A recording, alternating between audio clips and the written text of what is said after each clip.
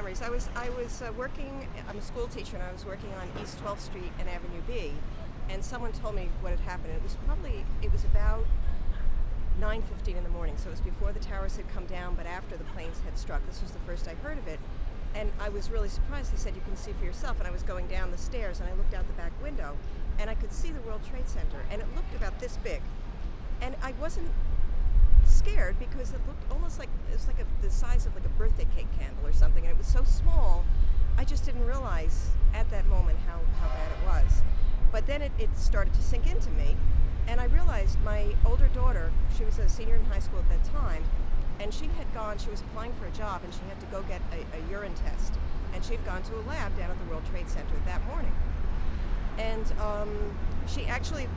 her appointment was at, I think it was at 8:15, but she was this kid who was just notoriously late for everything. So I'm figuring, oh my God, she's still there, whatever. And of course, I don't know if you guys you're probably young children at that time, but the phones, none of the phones worked. So I had my trusty bicycle, and I got on my bike and I rode. I couldn't reach, and I had no idea, where was she, what had happened.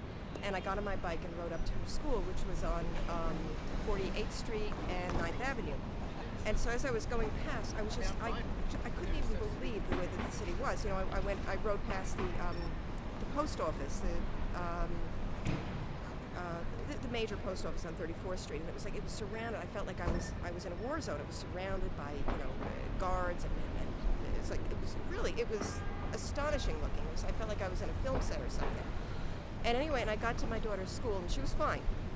And she told me that she had been on the subway station ready to go back to school. Of course, a little bit late, but not too late. And she looked at someone's watch, and it was 20 minutes to 9 when she was on the subway station by the World Trade Center. So, which meant that she missed it all by like 10 minutes when she got there, and everybody was just shocked. And of course, this was high school, and so all the kids understood what was going on. And also, this is New York City high school, so of course many of these parents worked in the World Trade Center, and these kids were just, there was a huge line to wait to make phone calls to try to, kids were trying to find out if their parents were okay. And I remember everybody was like standing, and they were all holding hands like this in a circle, and they were kind of singing and chanting. It was really kind of beautiful. It was an alternative high school, and it was a really, really nice feel to that school, and it was really beautiful. So of course I got my daughter, and we're leaving. Took her home, but when we walked along, I walked with my bike with her down 2nd Avenue, and I remember there were just droves and droves of people walking uptown, and we were the only ones going down. And anyway, and we stopped off at 104, which is on 20th Street and 1st Avenue, to pick up my younger daughter, who was in middle school.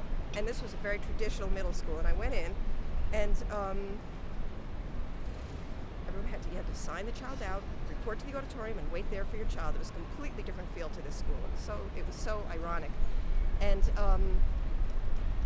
all the kids, like my daughter came down and she goes, "What's going on?" Nobody had been told anything. And later on I was at a PTA meeting, and a math teacher said, "We all knew it was happening, but I was told to just keep teaching math." And I thought, oh my God, this is it was unbelievable. Anyway, and so there's a lot more. I could go on and on, but anyway, so I took my two daughters home. We live in Stuyvesant Town, and I said, just sit here on the couch and don't move. Just stay here. I wanted to know that they were safe, they were fine.